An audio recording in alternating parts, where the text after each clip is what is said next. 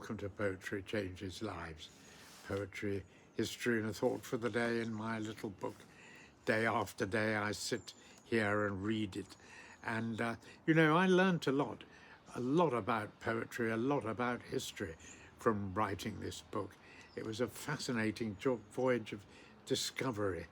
And I'm so glad I did it because the poetry has helped me so much. And I still really enjoyed these daily readings. It's the high point of my day. And this poem I'm going to read today is quite unusual and pretty good, I think. Today, in 1619, the first black slaves in North America were brought there by Dutch colonists to Jamestown in Virginia. That's a bad day, in fact, the first black slaves to North America. It's only 400 years ago, and for the next 250 years, slavery was, taken for granted and was the reason why the American colonies, why Britain got rich on the American colonies. Well, it's happened. It was only outlawed in America by the 13th Amendment in 1865, when the Civil War kicked off, of course. In total, about 12 million slaves were brought from Africa to various parts of the Americas, north and south. The great majority of slaves were transported to sugar colonies in the Caribbean and Brazil in South America. The ones, their life expectancy was horribly short. Their numbers had to be constantly replenished with new arrivals from the slave ships. In the United States, the slaves were treated slightly better.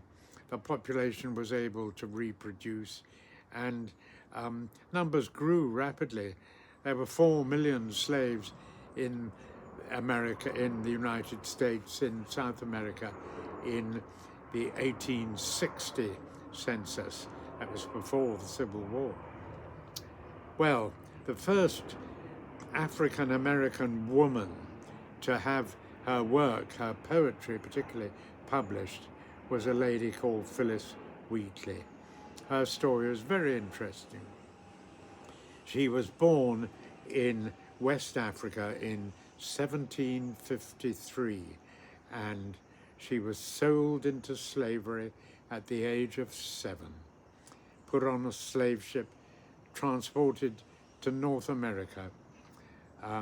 She was purchased by the Wheatley family of Boston, Massachusetts, and there she was treated very well, though of course nobody's saying any slave can be well treated in one sense, but being what it was, the family actually treated her very well in terms of educating her, encouraging her to write, and helping her get her poetry published. So it wasn't all bad. She gained a lot of fame actually during her lifetime. George Washington liked her poetry very much. She traveled to England, said to have met the Prince Regent, who also liked her poetry. She didn't stay in England very long. She married, unfortunately, she married badly, got into trouble, and died young at the age of 31. But she was a brief candle that burned very brightly, and I think some of her poetry is very good. I'm going to read a bit now. See what you think. "'Twas mercy brought me from my pagan land, taught me my benighted soul to understand that there's a God, that there's a Saviour too. Once I redemption neither sought nor knew. Some view our sable race with scornful eye. Their colour is a diabolic dye. Remember, Christians, Negroes black as Cain may be refined and may join the angelic train. I think that's a very fine statement of belief. Someone who has found faith in Christianity and believes in redemption, and a proud person who's stood up for her own race. I admire Phillis Wheatley enormously.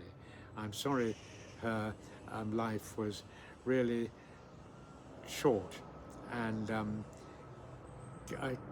amazing story she had to tell, and I'm sure she inspired many others. Isn't history and poetry so interesting sometimes? I really enjoyed researching that. Thank you for listening today. Today I ask help for all those suffering as slaves in the world today. And believe me, there's a lot of that.